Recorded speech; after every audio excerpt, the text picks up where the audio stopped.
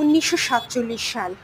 দ্বিজাতি তত্ত্বের উপর ভিত্তি করে সৃষ্টি হয় দুটি রাষ্ট্র, ভারত এবং পাকিস্তান। মুসলিম অধ্যুষিত জায়গাগুলো পাকিস্তান এবং হিন্দু অধ্যুষিত জায়গাগুলো ভারতের।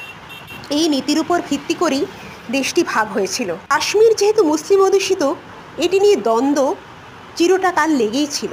1947 সালে ভারত পাকিস্তানের মধ্যে এই নিয়ে যুদ্ধ শুরু হয়। জাতিসংঘের মধ্যস্থতায় এই যুদ্ধটি বন্ধ হয়। 1965 সাল, আরেকটি ভারত পাক যুদ্ধের বছর। আইয়ুব খান তখন ক্ষমতায়। দেশের অভ্যন্তরীণ ব্যাপারে নানা সমস্যায় জর্জরিত ছিলেন আইয়ুব খান। পূর্ব পাকিস্তানে ছাত্র আন্দোলন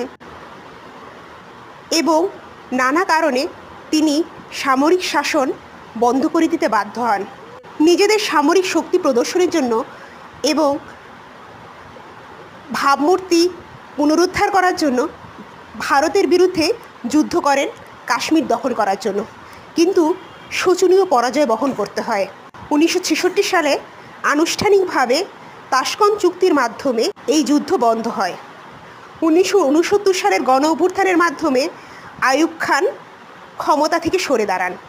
1970 সালের নির্বাচন, আওয়ামী লীগ সংখ্যাগরিষ্ঠতা লাভ করে, কিন্তু তালবাহানা শুরু করে ক্ষমতা হস্তান্তরের ক্ষেত্রে। অপারেশন সার্চলাইট, 25শে মার্চের কালো রাতে নির্বিচারে গণহত্যা করা হয়।